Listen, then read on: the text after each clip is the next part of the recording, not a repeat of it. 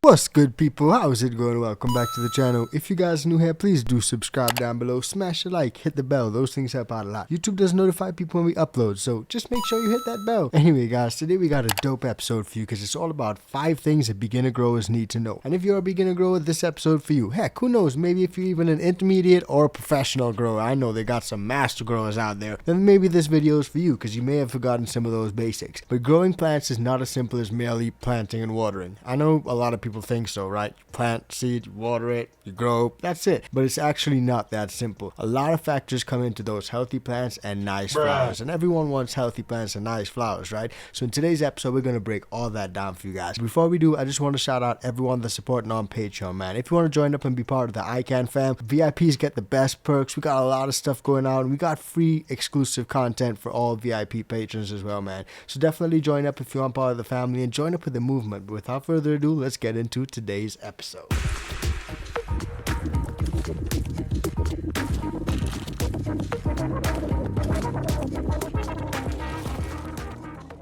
Yes guys, now growing plants can seem easy at first. I know, just put the plant in some soil, add water, you got a container, everything works out, right? Well, yeah, if you want a little bit of that B-grade flower, maybe that works out great for you. A lot of people want to see their plants reach its genetic potential. They want the best flower possible. And for this, you got to avoid some of those pitfalls. And there are 5 main things that a lot of people overlook or just don't handle properly. And you can handle these things properly and get better results. Simple things like that, small tweaks, big results, no matter your experience level. So number 1, size the container to the plant. Small plants need smaller containers. Bigger plants need bigger containers. It's pretty common sense. But if you plant a small plant in a medium or a large size container, the medium of the soil won't dry out fast enough. You can run into issues of overwatering. You can also run into issues of overfeeding. And a lot of those things are fatal. So you don't want that to happen. What that does is pretty much deplete the oxygen in the medium. With a smaller container, however, the moisture levels will drop a lot more quickly. So you'll notice that soil dry out as the roots actually absorb the soil. So just think about it that way. Allowing a wet dry cycle to happen frequently enough will keep the plant healthy.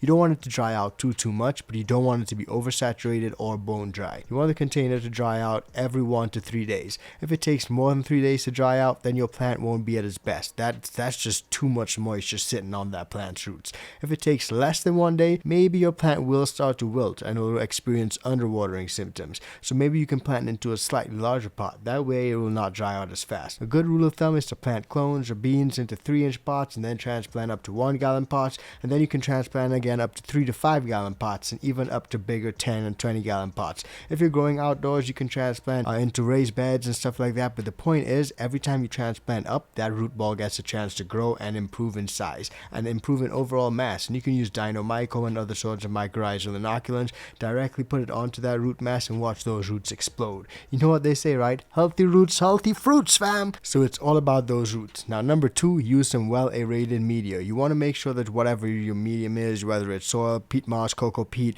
perlite, anything like that, you want to make sure it's got some good aeration. This is the equivalent to the granularity of that medium. How is that medium in terms of like soil? Is it like more like a sugar texture? Is it super fine? Is it more like, I don't know, some perlite or something like that? Is it thicker? You got to figure that out. 50% perlite to 50% peat or cocoa is a common ratio for good aeration. There are a lot of alternatives to that perlite, and I know a lot of people frown upon perlite. You can use stuff like pumice and stuff like that, but there are a lot of different alternatives. All you want to do is make sure that you got some well-aerated media so that when you water the plants, it does not bog down and cause any issues with the root rot. You want that water to pass straight through, and that way your plants can get the best results. The more aeration, the quicker the dry down, and that has the same effect as using a smaller container without actually having to use a smaller container. So if you got a big container and you don't want to transplant in a small one, maybe you're running some autos, get some aeration in there. Get some different forms of aeration, whether it's perlite, pumice, or whatever you're using, and that way you don't have to worry about as much of the overwatering issues. Perfect. Now number 3, guys, bugs and diseases. These things are trying to get your plants every day, all the time, every single day, every single minute of the day. So make sure you're looking out for these critters because they don't sleep, man. Trust me, they don't sleep.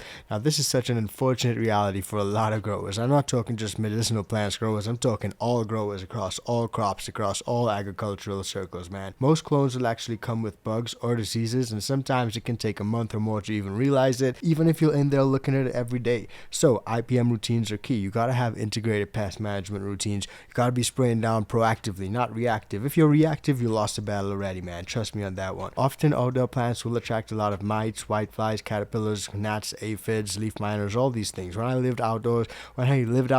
grew outdoors in the Caribbean, man, all these pests were super common. Even indoor plants, they can easily get gnats and aphids on them. I actually posted a video on the Uncensored channel a couple of days ago with my autos that got a few fungus gnat issues on there, and it was almost devastating to me, man. It was so frustrating. So I got the sticky tabs in, I got everything in, so check that video out. It's on the Uncensored channel, so YouTube probably did not notify you about it. So make sure you subscribe. Now, another massive source of bug infestations is people. Yeah, I know a lot of people are pests. You got some friends that are real pests, I know, but I'm not talking about that. I'm talking about people bringing the bugs into the grow room. Oftentimes you don't even know it. Some hitchhikers jump onto your clothes if you're out in the garden, and they walk straight into your garden with you, and that way you don't even know it, but now they're in there and you can't get them out because they're super small. So a lot of the times you want to look out for that. Don't let them hit your free ride. Seal your rooms up and take your clothes off if you were outdoors and bring it inside. Make sure to sanitize and deoxidize and do all that D stuff before you go into the grow room, especially if you got any of those bugs. If you manage to avoid all of the bugs, powdery mildew is the next thing waiting right around the corner, man, and these things happen super quick. Powdery mildew, fungus, mold, these things can happen in a heartbeat. If you're not monitoring your RH and your temps and stuff like that, those things can spike, and it can happen in a matter of a few hours.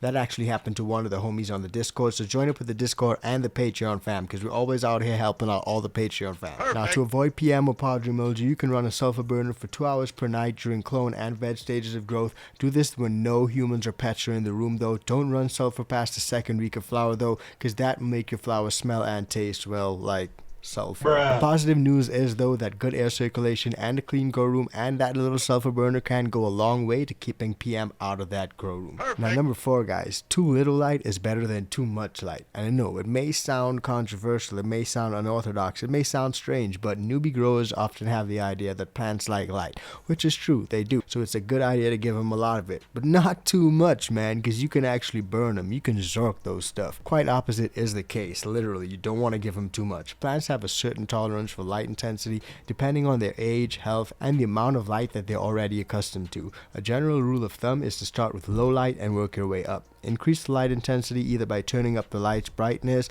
or moving them closer to the canopy by about 10% or so every few days. At any time that the plant is so stressed, then reduce the light immediately. Bring them up. Bring those lights back up, and then just wait a few days to see if the problem resolves itself. Then you can start to bring it back down again. All you're trying to do by doing this is dial in that sweet spot, because a lot of different lights have different power readings and work best at different levels from the canopy. No one light works the same as the other light. But all that said, the risk of too much light is a lot more catastrophic for your plants than too little light. Light bleaching, light burning, not good. Foxtailing, not good. Excess heat, light, stuff like that, not good. Now, number 5, guys, last but not least, you gotta manage that pH and EC. This is the most common oversight for a lot of newbie growers. Probably because it's like super complicated at first, but when you work it out, it's really not that complicated. Or maybe just people don't like to buy pH pens and EC pens because the proper ones can run you some bucks. But you got to understand the pH and the EC. pH, potential of hydrogen, is a measure of acidity in the root zone, and it needs to be within a certain range in order to properly consume those nutrients.